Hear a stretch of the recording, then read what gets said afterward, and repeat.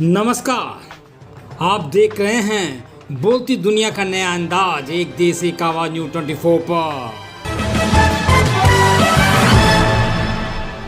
अमित शाह की दिल्ली पुलिस वैसे तो बड़ी दौड़ दौड़ कर कार्रवाई करती है, लेकिन डीपीसीसी ने 72 घंटे पहले एक कंप्लेन दी थी, उस पर अभी तक कोई कार्रवाई नहीं की गई। मोदी जी, हमारे प्रोफेशनल साथी आपकी धमकियों से डरने वाले नहीं हैं। हम ईंट का जवाब पत्थर से देंगे। हम आपके हर झूठ को हराएंगे। संविधान और आरक्षण को खत्म करने की साजिश को परास्त करेंगे, लेकिन आरक्षण को खत्म नहीं होने देंगे, क्योंकि इसी आरक्षण ने गरीबों, दलितों, पिछड़ों और आदिवासियों को उनका हक दिया है।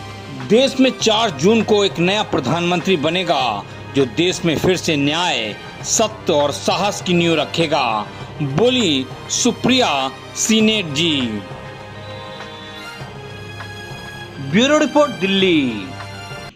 दिल्ली पुलिस बड़ी दौड़ दौड़ के कार्रवाई करती है। अमित शाह की दिल्ली पुलिस, अरे अमित शाह की दिल्ली पुलिस 72 घंटे हो गए, आपको एक कंप्लेन दी थी डीपीसीसी ने, हिम्मत नहीं थी उस पर एक्ट करने की। आज हम सुबह दिल्ली पुलिस के कमिश्नर से मिले, उन्होंने कार्रवाई करने का आश्वासन दिया है।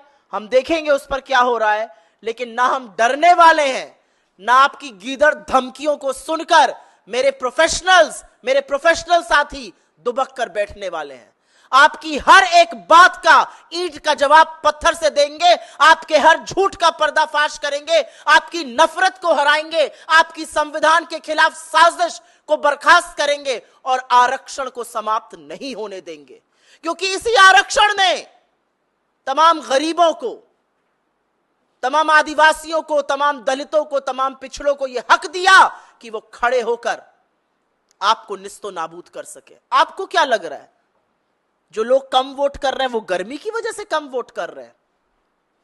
लोग कम वोट इसलिए कर रहे हैं क्योंकि उनमें आपके लिए उत्साह नहीं है। हमारे लोग जबरदस्त तरीके से बाहर आके वोट कर रहे हैं, आपके लोग घर में बैठे हैं। उनसे बर्दाश्त नहीं हो रहा है एक ऐसा आदमी जो लगातार झूठ बोलता है। उनसे बर्दाश्त नहीं हो रहा है एक ऐसा आदमी जो 10 साल की सत्ता में काबिज रहने के बाद आज भी नेहरू और कांग्रेस और राहुल गांधी को सिर्फ और सिर्फ अपशब्द कहकर अपनी सरकार चलाना चाहता है। इसलिए जरूरी है कि जिन लोगों को चुप्पी बर्दाश्त नहीं है, जो सत्य और साहस के साथ खड़े हैं, उनके खिलाफ आप अपनी घिनौनी गंदी साजिश बंद कर दीजिए। और मैं अमित शाह की आंख में आंख डालकर कहने को यह तैयार हूं कि ना आपकी दिल्ली पुलिस से डरते हैं, ना आपसे डरते हैं। आपके हर झूठ का पर्दाफाश करके रहेंगे, आपकी फेक न्यूज फैक्ट्री को बर्बाद करके रखेंगे, आपको फेक न्यूज नहीं फैलाने देंगे। दुनिया की सबसे बड़ी फेक न्यूज फैक्ट्री जिन्होंने चलाई, जिसकी फेक न्यूज फैक्ट्री ने दंगे कराए, जिसकी फेक न्यूज फैक्ट्री ने वैमनस्यता फैलाई, जिसकी फेक न्यूज फैक्ट्री ने हिंदू मुसलमान को लड़ाया, जिसकी फेक न्यूज फैक्ट्री ने लोगों की आरक्षण की मांग को दबाया, जिसकी फेक न्यूज फैक्ट्री से लाठियां बरसी, उस फेक न्यूज फैक्ट्री को हम बिल्कुल भी बर्दाश्त नहीं करेंगे। मेरा अपना मानना है कि इस देश में 4 जून को एक नई सरकार बनेगी, एक नया प्रधानमंत्री बनेगा, और यह दावे के साथ कह सकती हूं वो नरेंद्र मोदी नहीं होंगे। और जब वो नया प्रधानमंत्री बनेगा तो वो 10 साल का फलसफा भी देखेगा, 10 साल की समीक्षा होगी, और नया प्रधानमंत्री इस देश में न्याय की, इस देश में सत्य की, इस देश में साहस की दोबारा से वो नींव रखेगा, जिसकी बुलंदी पर हमारा देश खड़ा है। आपने 10 साल में जितना नुकसान इस देश का हो सकता था वो किया।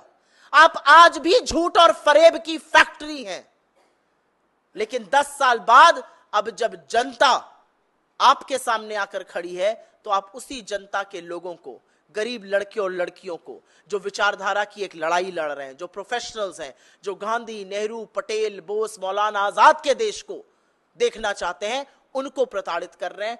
ये युवा आपको जवाब देगा, और जवाब इतना करारा देगा कि आप कहीं छुप नहीं पाइएगा।